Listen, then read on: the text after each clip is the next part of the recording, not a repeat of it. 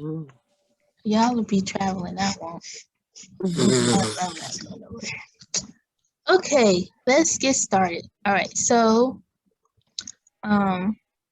today is the last day for Black Maternity Health Week that was hosted and created by Black Mamas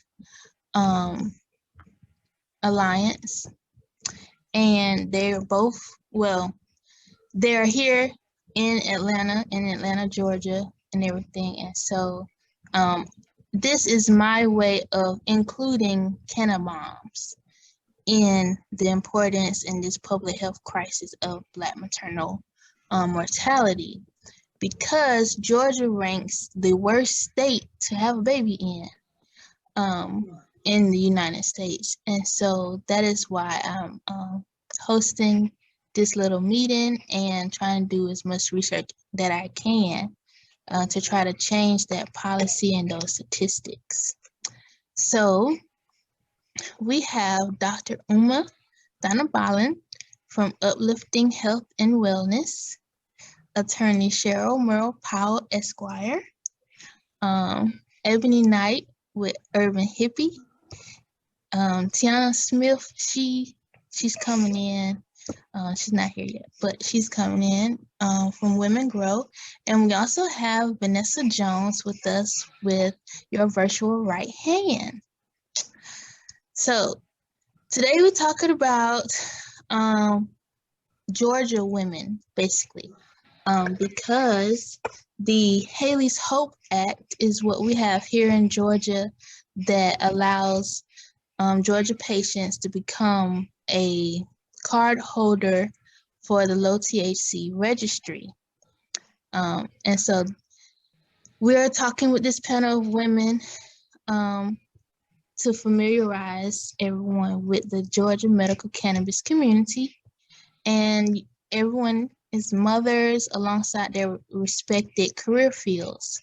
So I wanted to gather us here today to get you all's thoughts from a woman's perspective on parenting, consuming, conception, and what policies need to be implemented, as Georgia patients will soon have medical cannabis treatment centers available for better access to medicine.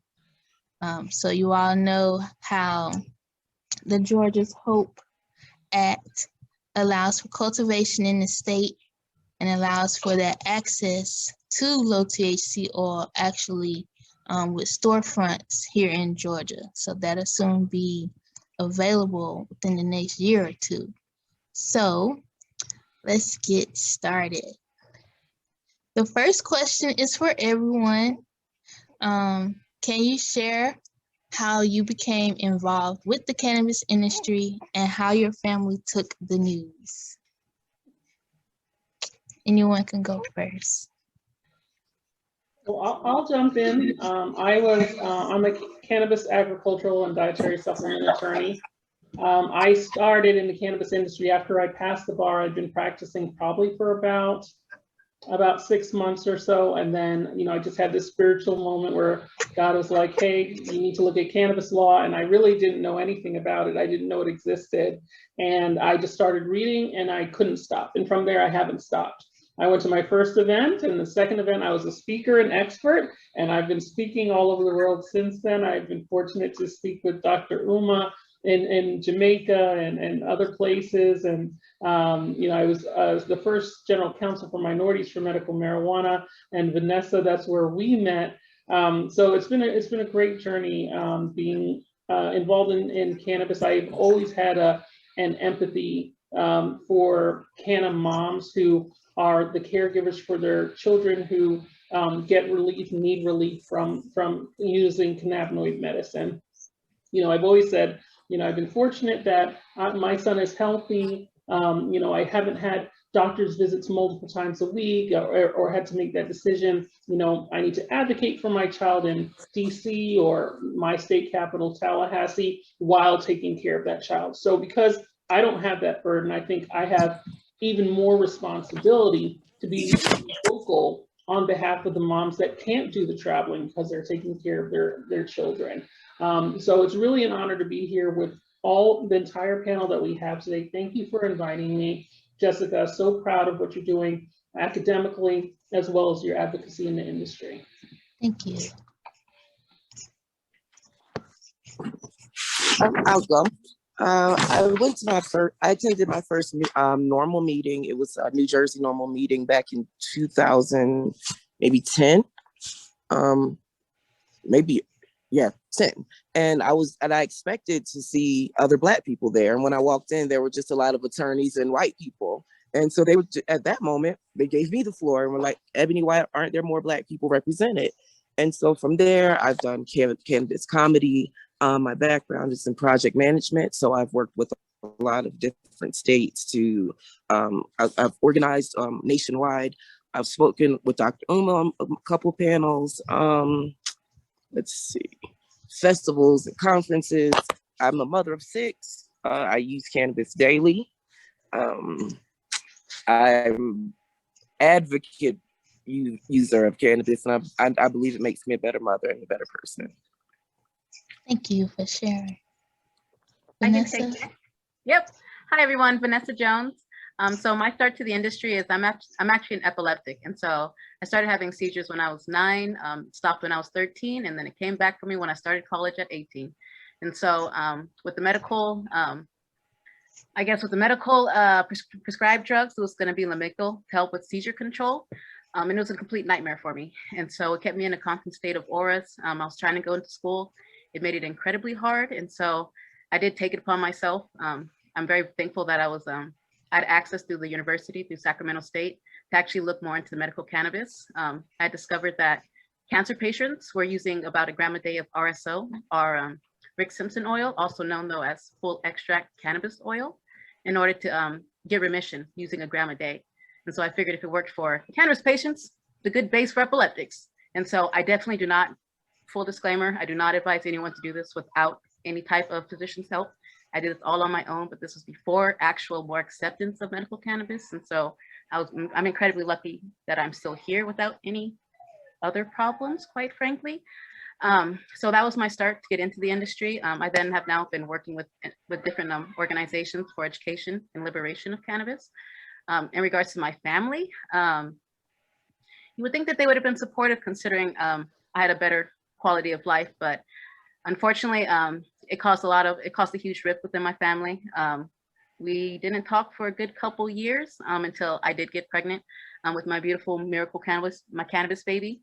And then quite frankly, just with persistence in education and quite frankly, legalization, did everyone really start to come around, but it's been a long journey. Well, I'm a preacher's kid and I didn't answer that last part of the question. So my family, it's still a long journey, but when people get sick, they call me. However, it's still, and it's Georgia. So most of my religious family in Georgia is like, it's against God. Yeah.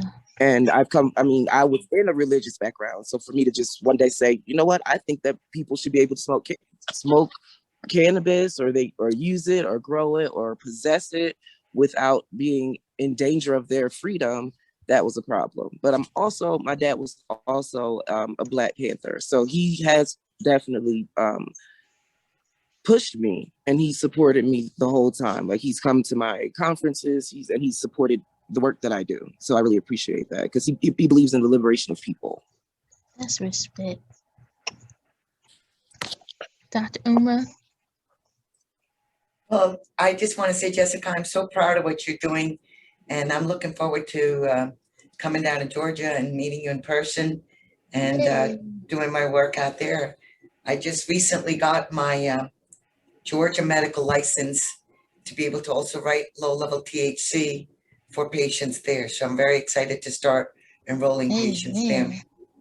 Yes.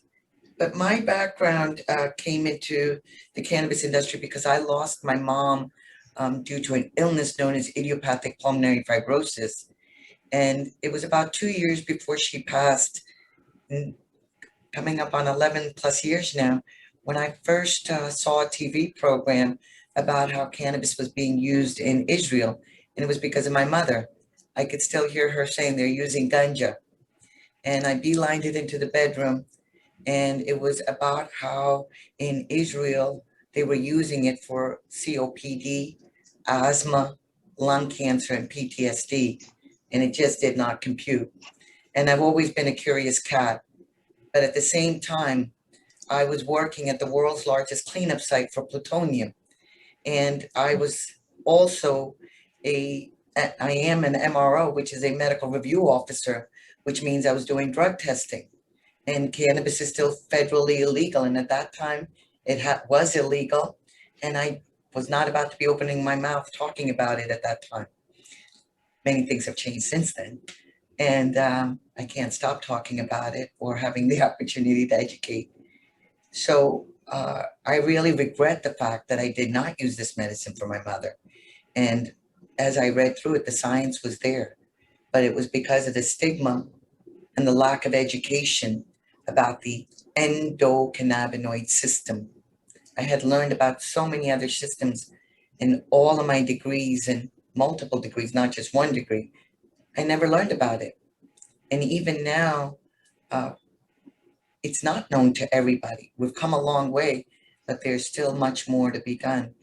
But it was my mother's death that really changed me and made it a passion and a determination that I was going to make a difference. And I got involved in writing recommendations in July of 2012 in the state of Washington, and there was no protection for me to write those recommendations. And I have no regrets. I now am licensed in Massachusetts, Connecticut, Maine, New Hampshire, and Georgia, and also the state of Washington. And now our youngest is 2 years old in our clinic, and our eldest is 98. And so as far as family goes, my father and my son, I call them my bookends in my life. And they've traveled with me now when I can go traveling. And my dad is very supportive of me in what I do, but he did not feel that way when I grew up, and because it was still something illegal in our culture, even though cannabis, ganja, is part of our Ayurvedic medicine. And I am now committed through education to make a difference and for everybody in the world to know about the endocannabinoid system. All right, yeah. Well, thank you, Sue. Thank you all for sharing a little bit of your backgrounds. This next question is, how did you have the conversation with your child about cannabis use? I know most of us, we have kids under the teenage age, but before you all answer that question, I wanted to ask Vanessa another question. Because you are an epileptic, and you have experienced anti-epileptic drugs, your mom was not supportive of the transition? Because that's another question, but it ties into this one because now you have a son. So I wanted you to explain how your mom reacted to your decision to make that transition, and then answer the question about how you have had the conversation with your son about your medicine. Definitely. Well, so when I originally started having seizures when I was a child, my mother didn't want to put me on a medication because we actually have epilepsy through every generation in our family. So it's actually quite common. We're kind of just waiting pretty much to see who's going to have it. So she's familiar already with the process, the medication process. And so we have had prior relatives who have been on medication and had experienced a lot of adverse reactions. So it's not something she wanted to do. She just wanted to play it out. And so it eventually stopped when I turned 13. But when I turned 18, it was a little more serious because I had my license. I was going to college by myself. I was trying to live on my own. So it's a little more important that I was a little more regulated, or at least had some type of control. So she was supportive in me getting onto the medication. But for me, I've always been independent. So for me to be put on Lamictal, to be complete, I felt like a zombie. I couldn't support myself, couldn't get to school, couldn't do anything. I was sleeping all day If not sleeping, I was throwing up or almost having a seizure. So it's really someone in the family now had to take care of me. And so I preferably didn't want this. So that's kind of fueled me even more so to do more research. But for me to shift to the medical cannabis, it's just with the miseducation and the lack of education in general, that none of them really understood what it was I was trying to do, what it meant, how are you trying to get help with weed, how does that work? And so it's been an uphill battle, like I said, just with a lot of persistence and education, really, how they started to come around, because I make sure to put it in their faces, especially because Vanessa is a functional epileptic at this point, and I wasn't with those other drugs. And it was always when consulting with my physicians, it was always, they weren't cannabis friendly for one, but it was always, we'll eventually get the dosage right. We'll eventually.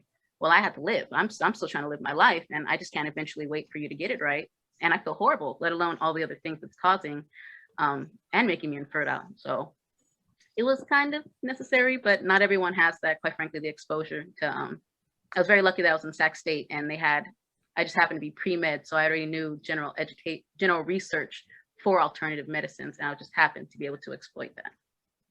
In regards to bringing up the conversation, my beautiful baby is 5 years old now. And so I would say he started asking mom about her medicine around 3 with the, what's that? Short, you can give them short responses before they squirrel off. So it's mommy's medicine. Next question, our new topic.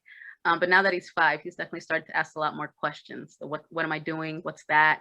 I let him know that it's mommy's plant medicine to keep her healthy.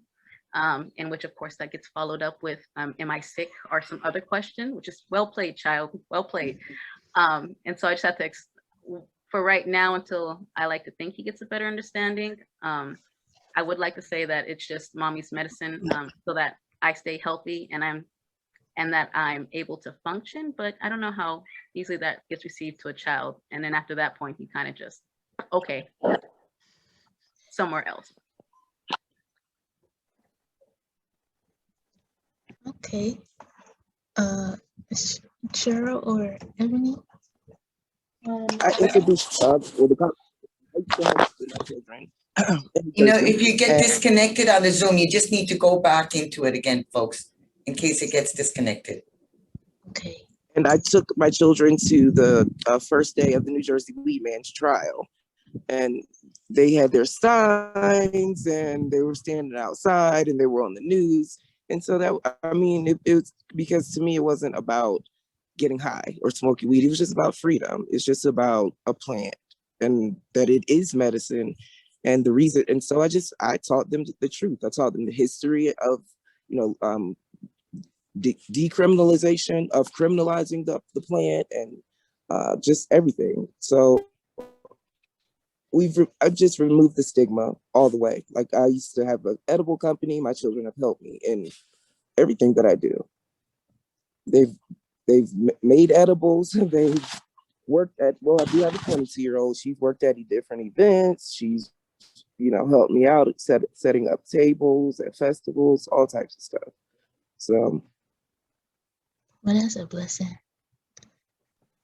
Not the common mom. Super mom.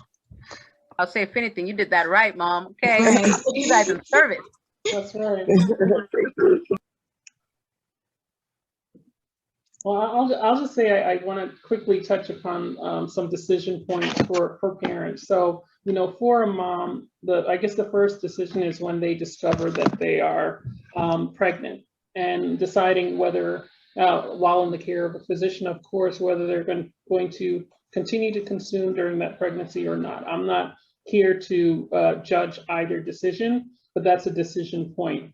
And then once they conceive, if they decide to stop, once they deliver the child, if they decided to stop consuming, they need to figure out when are they ever, or when are they gonna feel comfortable starting to consume again? Is it post-lactation? Is it immediately after birth?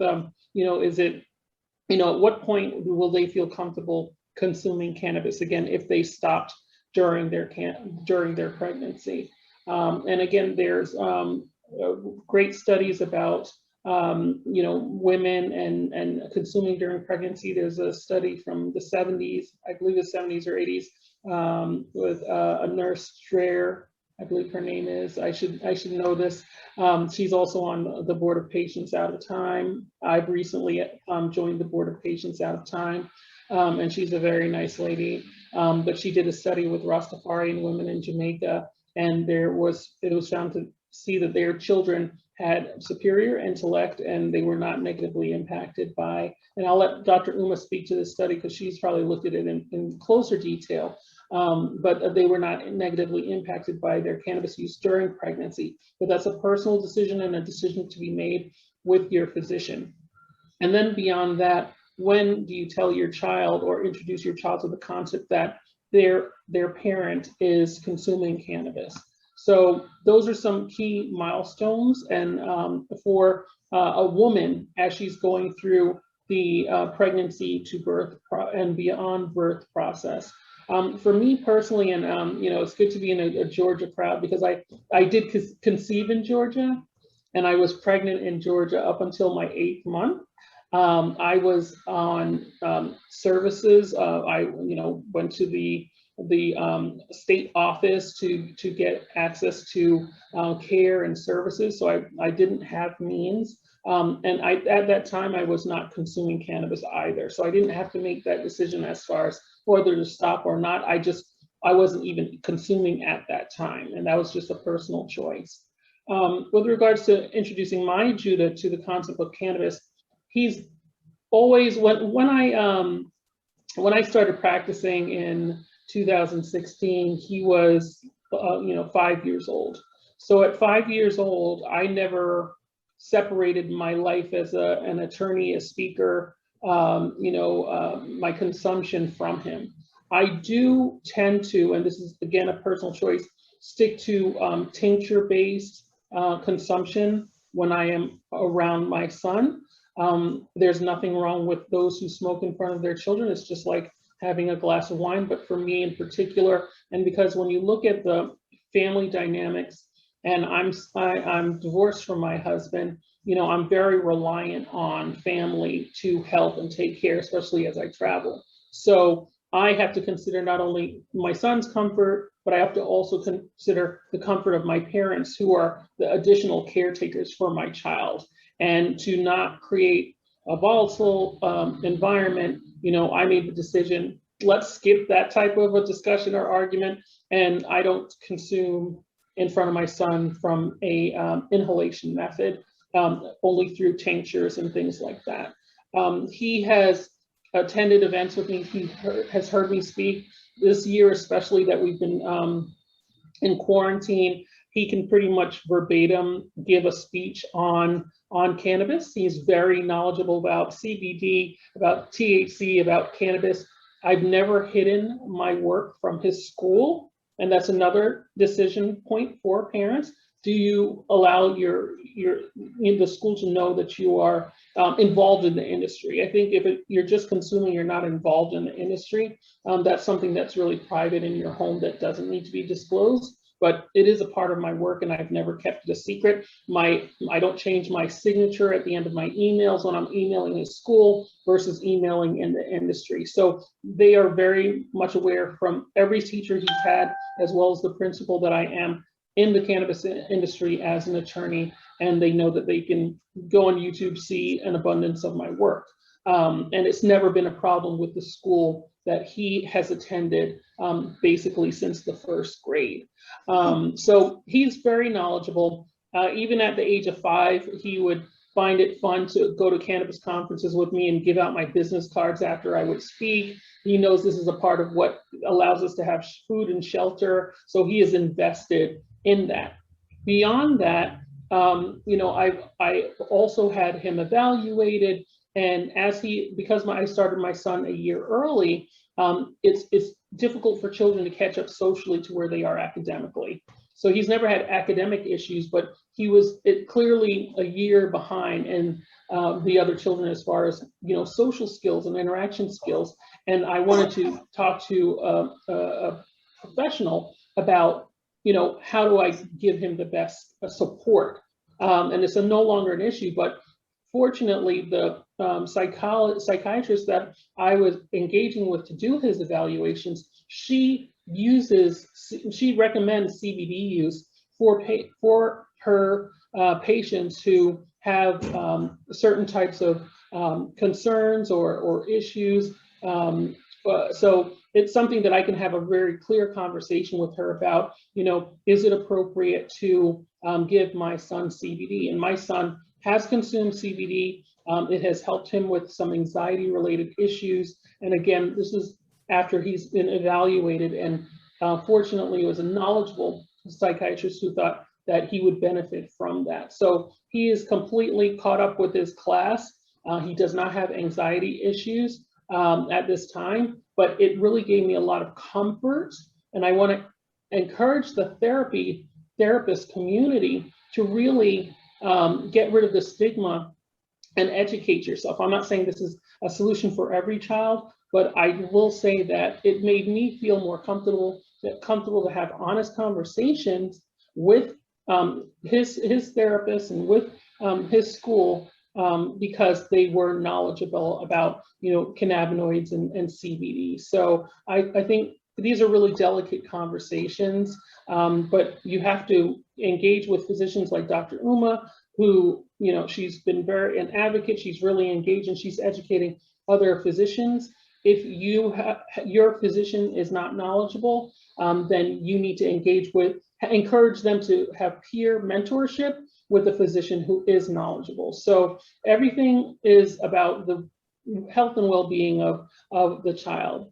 I give my son information based on what I believe he can handle, and how I will keep him whole and learning and developing. And fortunately, he's a straight A student. He doesn't have any health issues, but I think these are conversations that we should feel comfortable having with physicians and with therapists. And also, my last point is, caregivers, whether you're caring for an elderly person, an ailing person, your spouse, caregivers also need to evaluate their potential for use of cannabis to manage their stress and manage their concerns, their frustrations, and the long-term responsibility of taking care of somebody who is ailing. So those are my thoughts. Thank you for those points. You made a lot of good points. I'm sure he's had an episode. Hey, Emmanuel. He just had an episode. Yeah. Yep. They always come when you're trying to go to sleep. So. Well, I think he wanted to demonstrate that caregivers have to make sure that they're taking care of themselves as well as taking care of the person that they love so much that they're giving them the best care possible. So it was perfect timing, Emmanuel, and I hope you're feeling better. Cheryl, I want to echo with what you said, because as a physician, this is pretty much my mantra now is, one healthy person can help for other people, but one sick person needs for other people. And this is equally important as we see generations. And I was talking to my son, and I know many of you have met him, and he was saying, Mom, one of the points that you really need to bring across is that this is generational. For a woman, we carry our children, and for female children, our eggs are developed at 20 weeks. So those eggs are there with us when we're born. And it's not like men where their sperms are being produced, after puberty, where this is a totally different concept for women. And what's really important, I think, is the fact that cannabis to me is food and medicine. So very, very important is nutrition. And I'm a big fan, even if they don't want to talk about cannabis, at least let's talk about hemp and bring that conversation so that it's in the home, and then explain what the difference between hemp and cannabis is. And now people understand this CBD. So people are starting to hear that. Now it's getting a little bit more normalized, and people understand that CBD is not just all marijuana. And so again, it's this opportunity of opening doors. And that's really what I truly believe in, is the doctor-patient relationship. And that's very, very important. And cannabis is a very safe alternative. And it's been a medicine that's been around for thousands of years. I come from India, and it's part of our Ayurvedic culture. And Ayurveda means life and knowledge. And it's a sacred plant. And I look at life as being very sacred. And we should have the opportunity to know what we're putting in our bodies, where it came from, and what the effects will be, not just to us, but the baby that we plan to carry and the baby that we're carrying, and also for the generations we leave behind. And I think having the proper information and being able to talk about it is very important. In our homes today, alcohol is there. We normalize that. Every social event, if there's alcohol. Every medical event I go to, there's alcohol. It's part of our socialization, and I think there's an opportunity to change that. And when James Bell was alive, we had created the first Georgia Care video in 2014 that I had done. And I think it's time to redo that video, but it's an opportunity. I think that I'm very proud to be in this, as we're hearing the echo from many other people. And when I first started, I did not feel that way. And here I am, a Harvard graduate, and the stigma is still strong, but it's slowly changing. And what's also happening is the Massachusetts Medical Society finally rescinded their stance against cannabis, and they appointed me as the medical cannabis expert. So at least we're opening their hearts and minds. And this is pretty much what I tell people all the time. You don't need to use the medicine, but you know somebody that can benefit from it. Open your minds, because we all have an endocannabinoid system, and ultimately it will open doors for a better relationship. Doctor, patient, families, caregivers, whoever it may be. Thank you. I wanted to ask you, Dr. Uma, as a family practitioner, what is it like treating the whole family? I know that you see patients now. Your youngest is 2, and the oldest may be 98, maybe even higher, with cannabis extending their life. So what is it like treating the whole family? May come as the mom, like myself, wanting to treat the child. What is that like? Do you treat mom eventually, and then grandparents?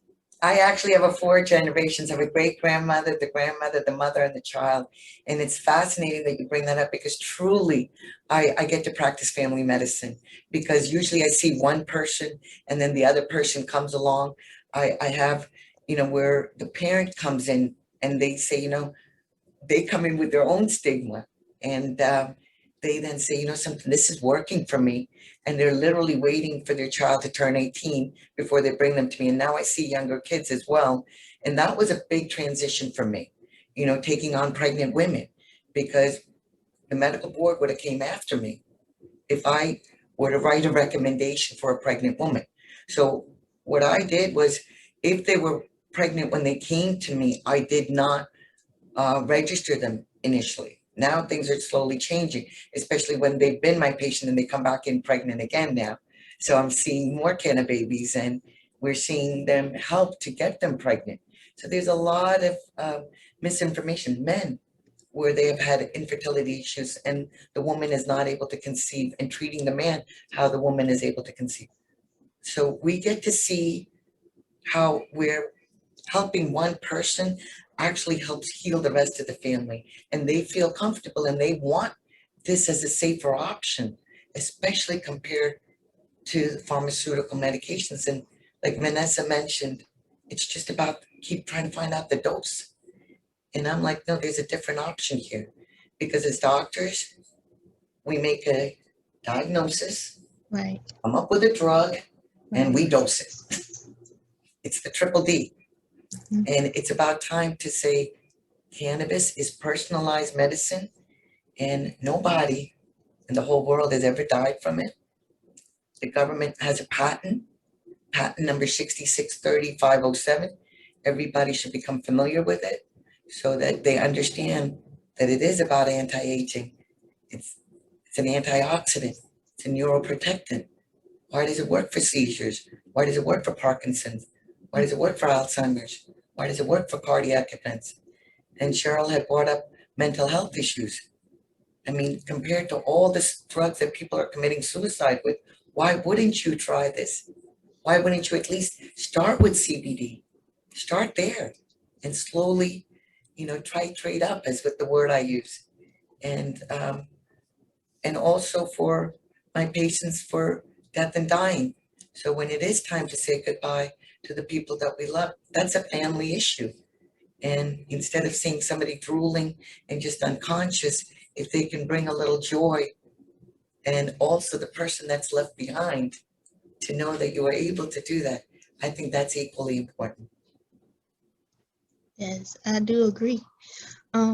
So it basically go into my next question, which is because of the CB1 receptor being part of our reproductive systems, male and female, I already heard some of your all's thoughts on the, Ms. Cheryl's thoughts on the preconception and how would you handle being in the conversation with your physician about making that decision before you become pregnant and before the baby is due.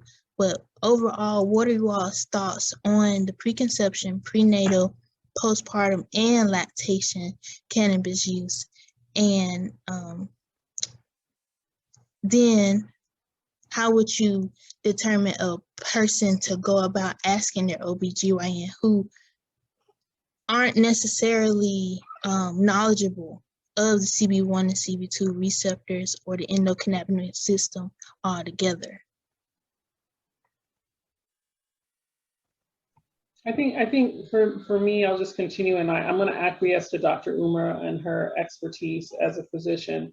But I think the key is the chronic condition. So as you're about to talk to your physician, and again, I'm assuming that this is a medical use question. It depends on the chronic condition that you have. That'll determine the conversation you have with your physician. So if it's PTSD, that's something that isn't going to go away while you're pregnant, right? So, and other chronic conditions won't go away. So your physician will have to have that conversation with you medically as far as what are the alternatives and the safety for yourself, the safety for your child. And then together you evaluate what the best choice is and whether cannabis would be included in the right choice for you and your child and your family during the time of incubation. So that's really, my thoughts on it. Really, it turns on the chronic condition and how that chronic condition will change over your pregnancy and what your treatment options are, considering that you're carrying a child. So Dr. Uma, please. I'm so glad you brought up. I consider pregnancy as 1 year. Well, I can speak on because you're carrying the baby for things. 9 months. I've consumed cannabis with a couple of my children. I've been pregnant, and I've in both New Jersey and Georgia. So in Georgia, I basically would hope that they just didn't see it in my system. Like this is serious. They might take your child. And in New Jersey, I was a little more proactive with my healthcare provider, and I explained to them. They said, "What do you use for nausea?" Oh no, they said, "Do you use cannabis or any other illicit drugs?" And I said, "I smoke cannabis for nausea." And she said, "A lot of women do. A lot of women have told us that." So it's becoming more popular for people to be honest with their healthcare providers. It still isn't an issue if you are going through the state and they can check your body. And then once having the baby, I breastfed, but smoking does affect cessation of milk. So you don't want to smoke when you're trying to breastfeed. And the question is a medical question, Ms. Cheryl and Dr. Uma, because of the several things that I've looked up, such as pre and post preeclampsia. I didn't know there was a post preeclampsia, but it is. And for Black women specifically, we die at 3 to 4 times the rate of white women. During that, like you said, 1 year of pregnancy, because you have all that postpartum time where your blood pressure levels can increase, diabetes can be a factor. You have all these extra factors outside of the 10 months of actually carrying a child that are the most critical. And that's where most women pick up their medical cannabis use more heavy on during that postpartum period. So, Dr. Uma, please continue what you were saying. I think we're bringing up such important points, and I wanted to go back to the article that Cheryl had mentioned. It was Dr. Melanie Dreyer who had actually done a study, and she went to Jamaica and she looked at the Rasta community, because here's a Rasta community and cannabis is part of their culture, and it's even incorporated in the teas that they give their children. And it's shown how this was part of caring for your children. It was part of caring for your whole family. And they didn't have what we're considering crazy children. They were very socially and emotionally engaged. And even she went back and followed them over time. And, you know, we need to publish this data, and we need to have this data be known. And they don't want to hear it. We want to hear the negative aspects, and we don't want to hear necessarily all the positive aspects. But, you know, you can't stop science. Sorry, right? So I always encourage people to please go to www.pubmed.gov, www.pubmed.gov, and you can put in pregnancy and cannabis, lactation and cannabis, and you can find the articles and the research that's not been just done here in the United States, but everywhere in the world. I'm not encouraging everybody to go out there and smoke cannabis. Let's get that message clear. What we're saying is that we're talking about alternatives, choices, alternatives, research, education, and solutions. So I look at it as Cannabis Cares. That's the acronym that I try to get out there and let people understand that you should have a choice and there should be alternatives, especially when the research is there. And the endocannabinoid system is 600 million years old, folks. Just because we don't know about it doesn't mean we can just throw it away. Right. So you mentioned CB1 receptors. So what we understand is that there's CB1 receptors primarily in the brain, CB2 receptors primarily in the immune system, but there's CB1 receptors in your uterus. This impacts every part of the reproductive system. So when we look at in the fallopian tubes, motility, in the uterus, conception, and holding that baby, just as much as when there is not fertilization, why you have a period every month, why you have a menses, why that menses is in a cyclic phase, how women that don't have a cyclic phase, what are the pain that we have with our periods, how this is all connection. Hypothalamus to the pituitary, pituitary to the ovaries, to the uterus. All of this is connected. And what we're understanding is that this is how the endocannabinoid system is involved with each step of this. So even though the American College of Obstetrics and Gynecology does not support this, even though the pediatric community does not support this, I beg of them, why? Why? Why do you not want to know the facts? And truly, we have an opportunity. And the recourse of a woman that tests positive for THC versus a woman that tests positive for opioids and other benzos, and she is losing her child because she tested positive for THC, that's unacceptable today, folks. I agree. I completely agree. I've looked up that specifically it is the what is the act? It's called the Child Abuse and Protective Treatment Act. And under that act for Georgia, Babies Can't Wait is a program that falls up under it.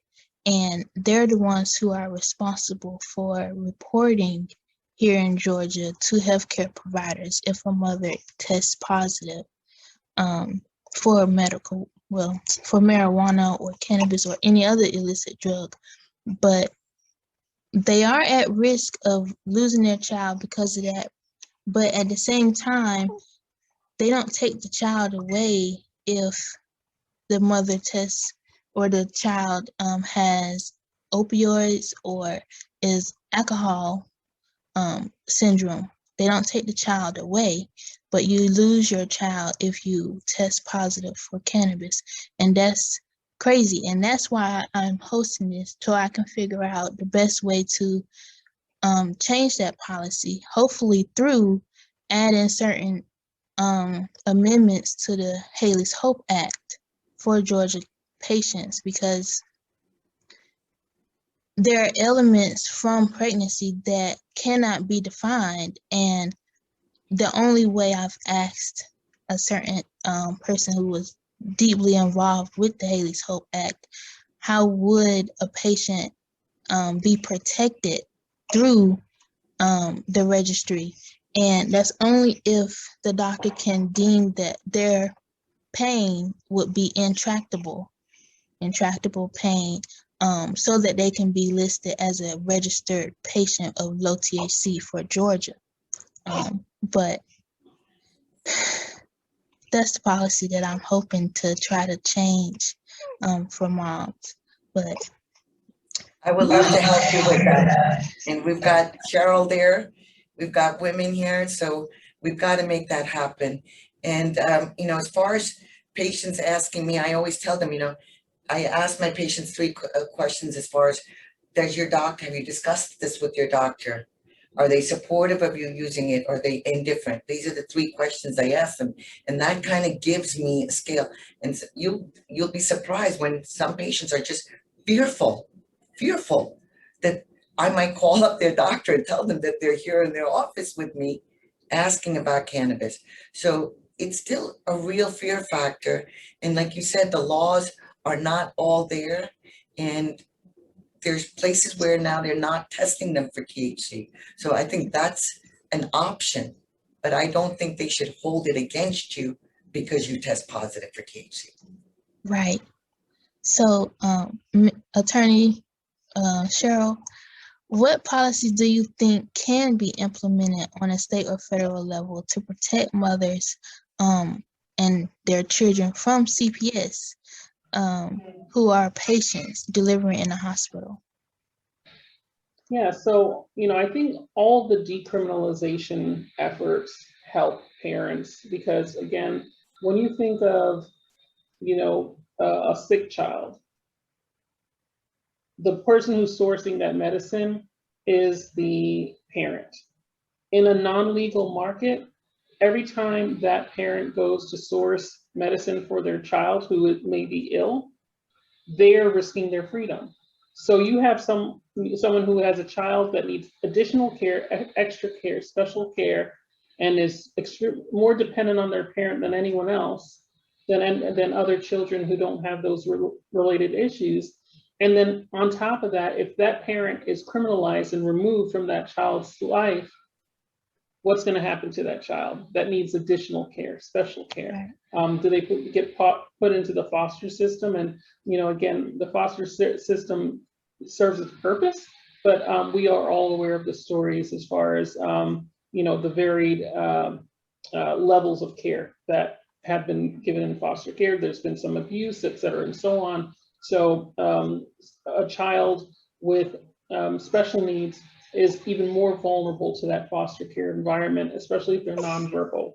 So I think overall decriminalization and legalization efforts do benefit moms. I think I've seen the area of family law practice adjust to this phenomenon. There's, when you look at who the custodial parent should be and accusations against a custodial parent because of their use of marijuana, we have seen some change. We have seen judges take into account the fact that someone is a medical patient.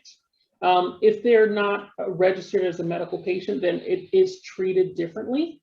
I think we need to even adjust, and we're starting to see some change, how we look at probation and parole and the testing, the illicit drug testing that takes place during those periods. Because again, those are also opportunities. I'm using opportunities kind of tongue in cheek, but opportunities to take the freedom away from good people. We've heard of cases, I think there was one in New Mexico a few years ago that I spoke about at a conference in, when I was in the UK. There was a 5-year-old girl. Her mother was a patient, or a self-medicated patient. She lost custody of her daughter. She was put in the custody of the father. The father, because the little girl didn't do her homework, beat her and ended up taking her life. So they, in making that decision as far as where's the best place for that child, they weighed marijuana use in a way that is not logical. And as a result, a child lost their life. So, we really need to think about what are, when you look at, prescription medications and you look at marijuana, they always want to talk about potential adverse effects of marijuana and not look at the laundry list of adverse effects and disclaimers that are associated with the prescription medication. You don't look at them, next to each other. They're not listing all the concerns or the effects of the prescription drug.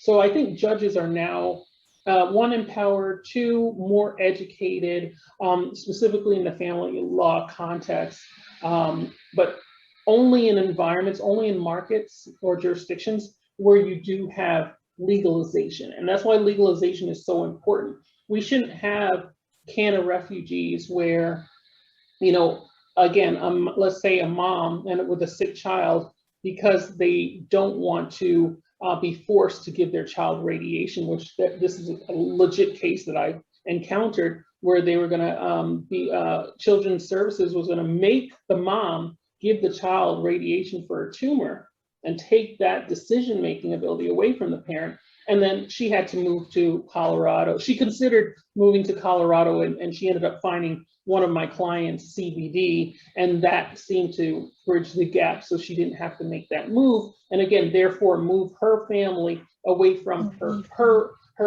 broader family, her parents and her support system, just to keep her child alive, and just to have an option and be able to make the decision on how to keep her child alive and healthy. So those are the things that we're considering in the legal environment. But again, the first step is, decriminalization and legalization, push for that. And then after that, push for education of lawyers who practice family law and judges who preside over family law cases, so that we reduce that risk of parents losing their freedom, parents losing their children unnecessarily, because they're doing the best thing for their most valuable possession, which is their child. I respect that answer a whole lot. Well, thank you so much. Whole lot, and I understand it. I don't know about any other attorneys here in Georgia, but I'm definitely going to try to find those who are cannabis friendly or advocates, so that it can be a resource for other parents who reach out to me. So thank you. Absolutely. And I'm always a resource for you. Again, post-vaccine, I'll be flying up there and driving up there to come see you and support you guys at the Capitol, because it's very necessary. Definitely. Thank you. Ebony and Vanessa, what types of challenges have you all faced as moms, well, advocates and moms, as well as consumers, since both of you all are in legal states? And what have you heard from the community as far as those people who have reached out to you and having questions? Well, as Cheryl was saying, there are different levels of comfort with different parents. Like some, are just comfortable with their children not knowing that they even consume cannabis. Some are comfortable knowing this is for, this is, for adults, or this is adult candy. I've worked in states where I'm actually medicating children, so I can't really call it adult candy. But yeah, that's some of the problems, and also a problem that I'm here in Colorado with my children now.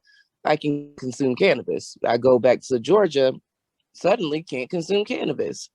So that's definitely a problem. Okay. I would say in regards to what I get from the community, especially just in regards to my medical use, because I use full extract cannabis oil, or more commonly RSO. And so even just the look of it is completely different from your standard flower, edibles, any other thing that is most commonly used. So I always get a question on what exactly it is. And so which just goes back to problem as an advocate and as a consumer and as a mom is we just need more education, especially in regards to different types and models that we can use in order to consume cannabis. And so I would say definitely just on a consumer basis to accessibility. I'm coming from California. I have been privileged to have experienced Prop 215, which gave us a compassionate care program, which quite frankly was life-changing. But now that we become more of a recreational market with Prop 64, those programs are diminishing and are very few to find. And so with that, it's just we lost really the wellness aspect of the cannabis industry and quite frankly the medical community who's always been there and who it's supported. And so we need more education. Quite frankly, I would like for companies to have more of a wellness approach.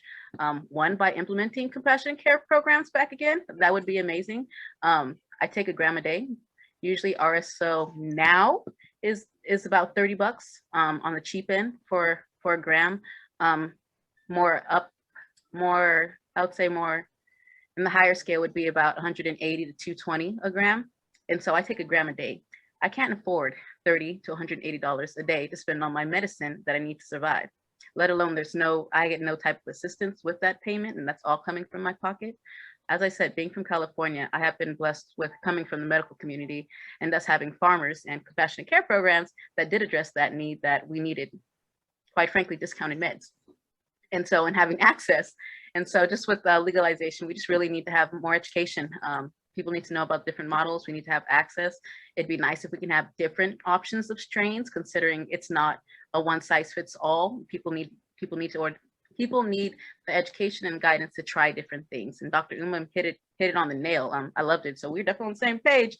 Definitely looking forward to Dr. Uma to working with you more. This is so important. I'm sorry, go ahead. Go ahead. I just had another question for Vanessa. Go ahead, ask the question. Are the compassionate care programs similar to the cooperatives they used to have in Colorado before they took away those as well? As far as like a similar like a membership type thing where everyone a collective? Yep, so almost spot on. It's almost the exact same model. It's actually, I think we might have modeled that from Colorado, quite frankly. But it's actually the same program, just with Prop 64, that everything's taxed. So someone's going to be paying for that discount for you to get your meds, someone's going to pay for it. And so it's just, quite frankly, that's taken out really the community that's been helping us, has been helping the medical community, quite frankly. Compassion care programs have that was really like the peak of the medical community. It's long been gone, quite frankly, but persistence, we need to still work at it. Us as a medical community is not going to be ignored. We'll always be here, and we are originally what the cannabis industry was intended for. Okay, thank you. Along the path is that terminology is something very important to me. We never refer to our reproductive systems or our cardiac systems as working medically and recreationally for that fact, but somehow we're going to classify the endocannabinoid system as working medically and recreationally. And I think that's just wrong. I think it's all medicine and it's how you're accessing it. I was in Colombia and the DEA asked me, Doctor Uma, how do you differentiate between a medical and a recreational plant? And they said, well, you put a label on it. I mean, right. That's the difference, right? And that's what we do to a person. We say, oh, you're a medical patient, you're a recreational user. No, we have to ask, what are they getting out of it? And I want that conversation with parents. I just had a conversation with one of my colleagues, and she said to me, Uma, they're telling our kids that alcohol is more dangerous than cannabis. And I said, what part of that is not true? And so this is where the education, we keep hearing this word repeatedly today, and I'm so happy to hear that, because the legal community needs to hear it, the police officers needs to hear it, everybody needs to know that we have an endocannabinoid system, and that's why cannabis works with it, and that our body produces natural endocannabinoids. The first drop of breast milk, talk Colostrum. about women in pregnancy, That's where I first anandamide. learned about it. When I became certified as a lactation consultant, I was reading the textbook and I was like, did they say cannabinoids like cannabis? Then that's when I went to Googling and searching. I was like, oh, it was like light Right. bulbs went off. Yes, I'm like, oh, so you mean to tell me that My there's a body plant makes out it. there that works in your body because there's receptors? Yes. And this is where it comes to understanding that delivery mechanisms. I want to just touch upon that because the belly, when a woman is pregnant, is an amazing, amazing delivery system that you can use topicals and, just for your, first of all, just for the skin and everything else, but just as part of preparation. And I would love to see centers where instead of giving a woman an opioid, that she can actually consume cannabis and have a natural childbirth and be able to relax. And the complications that you mentioned earlier, preeclampsia. I had a young lady who had thyroid cancer and was on cannabis for thyroid cancer. And then she got pregnant and she had preeclampsia and she was resistant to multiple blood pressure meds. And finally, the doctors got it and they finally said, go use your cannabis, go use your FICO. And I'm glad we're talking about all of these different delivery mechanisms. So my thing is, start somewhere, ask your doctors, what do you know about the endocannabinoid system? Start there. Start the conversation. Exactly. That's well, that leads into my last question, you guys, because it basically is just saying, how do we get this conversation started with our OBs to seek alternative medicine? Because I know during this pregnancy, thanks to Miss Emma, she's watching with us today, with the Georgia Hemp Hemp Farm. I'm sorry. I left it in my room, but their tinctures, along with dandelion tea, definitely kept my swelling down in my legs, kept my nerves together. Because my OB just kept telling me, just prop your feet up. My blood pressure was never up, but from my knees down, it was nothing but swelling.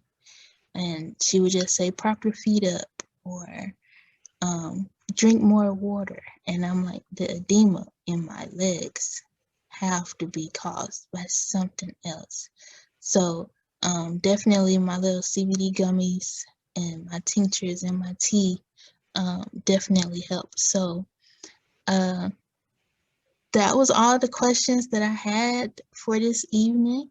I do want to give a shout out to everyone here.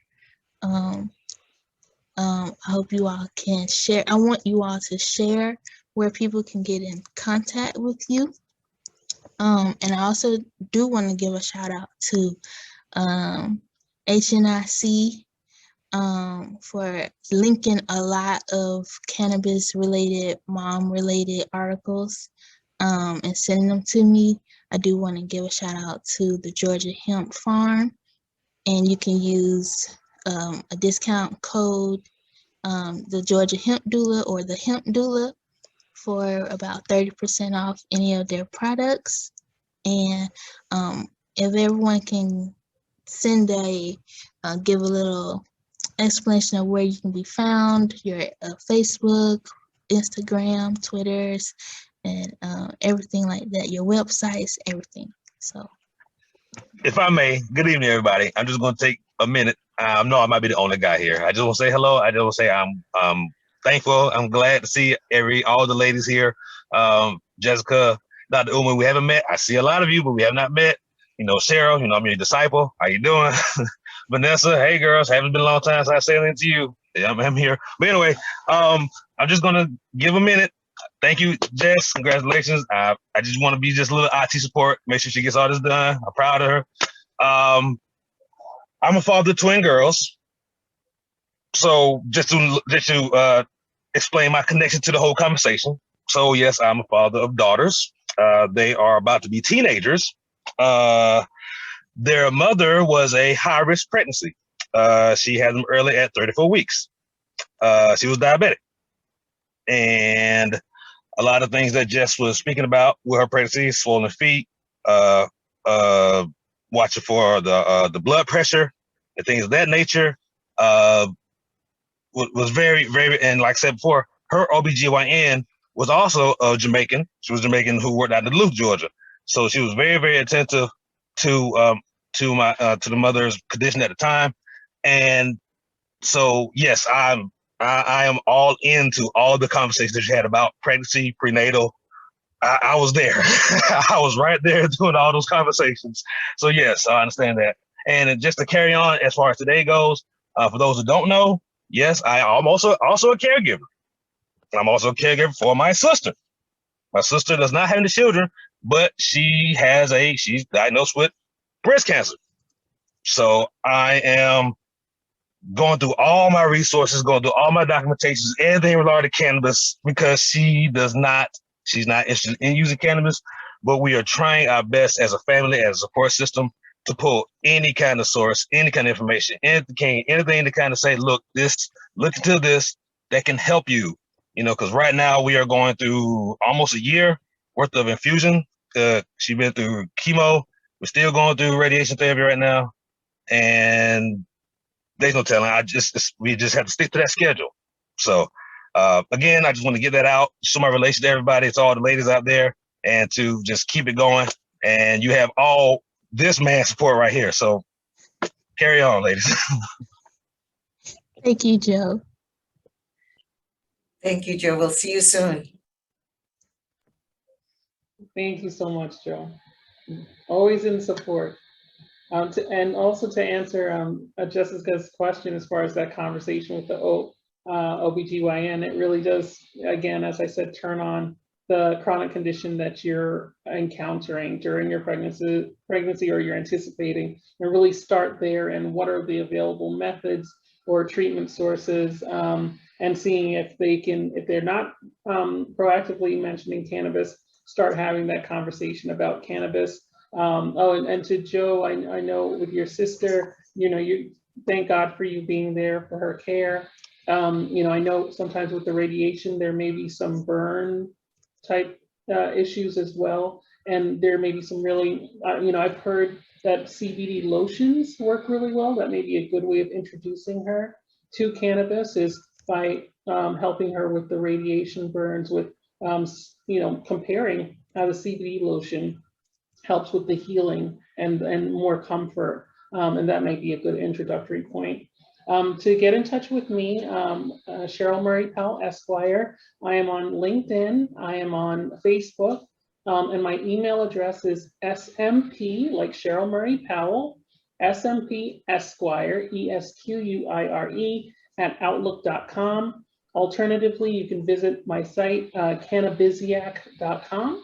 That's cannabisiac.com. That's a company with a group of friends where we're focusing on getting people who are interested in the cannabis business involved. It's an incubator, accelerator, and a global ecosystem for people interested in being in the cannabis industry. And thank you so much for your attention today. Thank you.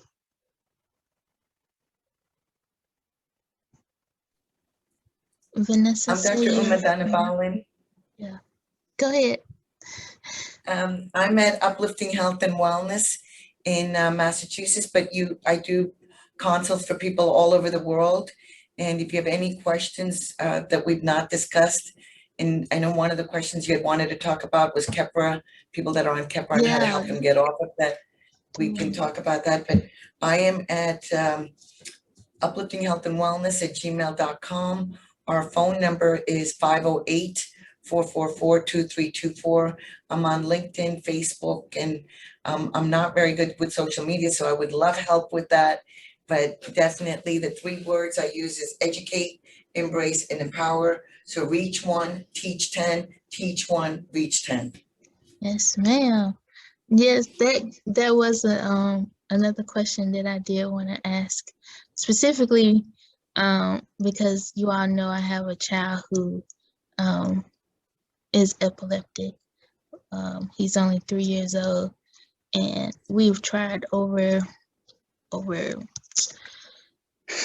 15 different anti-epileptic drugs, and none of them worked because I know I'm going backwards, but because his mutation is a potassium channel mutation.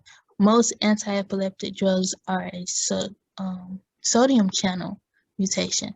So yes, Dr. Umar, I had a question about any advice you wanted to give to the younger patients, mainly who are under 18 and who would still have to have a parent go with them to get approval for their transition in medication to wean from pharmaceuticals to cannabis, specifically Keppra. That is a big, well, most common drug that most people come to me and ask me, like, how did you wean? And I can't explain how I weaned Emmanuel off because it was not the right way. And I am not a doctor. So I do not want to give any advice as far as that goes, but I always tell them to try to speak with their physician, their neurologist, and then go from there. But please give me your thoughts on how to have that conversation with a teenager who would like to wean from pharmaceuticals to cannabis, please. So you'll hear Dr. Uma say titrate versus dose, and I want this very clear. When I talk about drugs, pharmaceutical drugs, I use the word dose. When I talk about cannabis, I use the word titrate, because a pharmaceutical drug will be 50 milligrams every daggone time you get it. Cannabis is not always the same. So differentiation in terminology is very important. So I always say taper down very, very, very, very slowly on the pharmaceutical drugs and titrate up or down on the cannabis. So that's pretty much my one-line statement, but that means I need to see you. I need to know what you're doing. You cannot abruptly stop the medications. I want to make that very clear. You need to be able to talk to a doctor, and I'm here and I work with patients all over the world on how to do this. And every child or every individual is a little different. And that's what's beautiful about the endocannabinoid system. What works for one person might not work for the other person. And this is where, when it comes to cannabis, it does work. It might be a trial and error, but it's a matter of being patient. And that's why I use the word titrate when it comes to cannabis, dose when it comes to drugs. I just want to give an example if people are listening who don't necessarily understand or need that explanation broken down a little bit more. Right now, Emmanuel is on Valium, and we all have heard of Valium. But specifically, he's taking Valium, was given Valium for his seizures, and is mainly used as like a muscle relaxer and stuff. So we're weaning that. And when you say dose, we are definitely coming off of a 2 milligram tablet. And now we're getting a solution, and we're using 1.6 milliliters to wean down, while I'm increasing the titration of his Haley's Hope oil, as well as his neuro oil that I have here from SunMed, Sunflora. And so we're increasing that slowly, because you have different factors that go into play when you come around these different medicines, whether it's cannabis or pharmaceuticals, such as weight. Weight plays a big factor in both of them, as well as his seizure control. Having a seizure can change whether or not he's gaining weight or losing weight, or his food. So that's just an example that I wanted to share to help people understand the difference and the importance of it. So definitely have a physician care and follow you. Keep a journal when you are trying to make this decision, this weaning journey. Hello. So, okay, well, I do want to give another shout out to the Georgia Hemp Farm. You can find them on Facebook and Instagram. And again, our discount code is the Hemp Doula for about 30% off.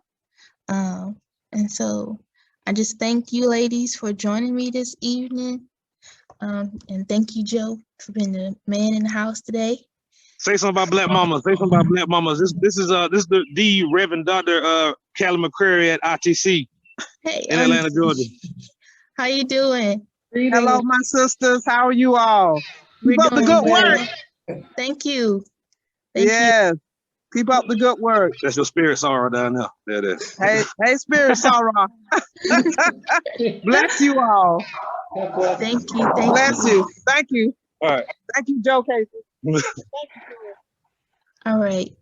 Well, thank you, everyone. I'm going to end the meeting, end the recording, and I'll send you all the link if you all want to share it. So,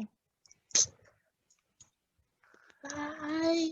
Thank you. Thank you. So proud of you. Be well, everybody. See you soon. Bye, everyone. Thank you for the conversation. It was great. Happy 420.